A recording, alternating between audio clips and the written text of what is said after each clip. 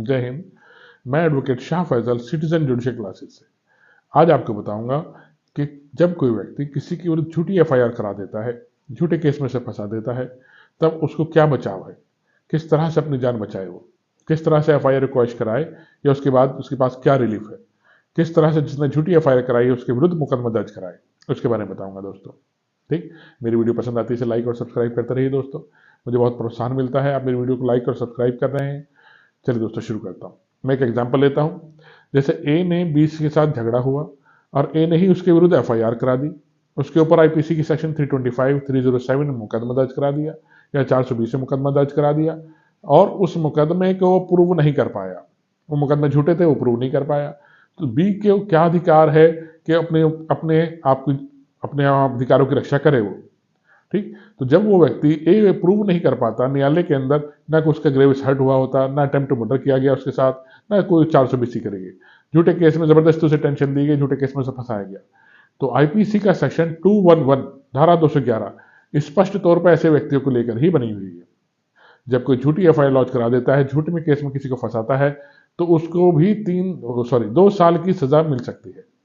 ठीक, जो बी था वो ए के विरुद्ध 2 साल की सजा का एफआईआर उस पर करा सकता है। आईपीसी सेक्शन 211 मुझे ये बताती है। और अगर ए ने उसके ऊपर, जैसे 325 मैंने बताया 7 साल की सजा है, ठीक, 307 बताया 7 ईयर 10 ईयर का पनिशमेंट है दोस्तों। इसमें इन सेक्शंस में एफआईआर कराता है। 420 में एफआईआर कराई थी ए ने और उसे प्रूव नहीं कर पाया।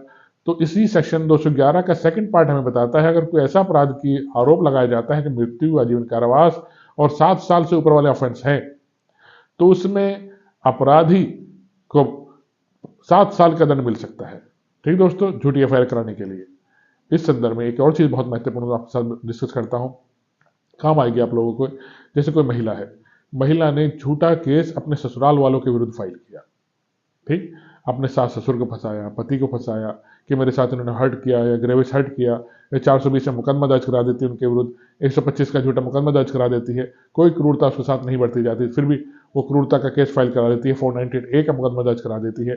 ठीक, और वो किसी कारणवश उसे प्रूव नहीं कर पाती, तो पति भी उसके विरुद्ध मुकदमा दर्ज करा सकता है, एफआईआर दर्ज करा सकता है आईपीसी सेक्शन 211 में दोस्तों। उसे भी 3 साल की सजा मिल सकती है और मैक्सिमम 7 साल की सजा मिल सकती है। इस तरह से पति उस महिला को सबक सिखाने के लिए 7 साल तक जेल में डलवा सकता है। उसकी नजर होती है एक तरह से, ये महिलाएं आजकल झूठे केस फाइल करती हैं, पतियों को फंसाती हैं, धमकी देती हैं कि हम तुम्हारे लिए ये कर देंगे, तुम्हारे साथ वो कर देंगे। तो पति के पास बहुत अच्छा सेक्शन है, सेक्शन 211।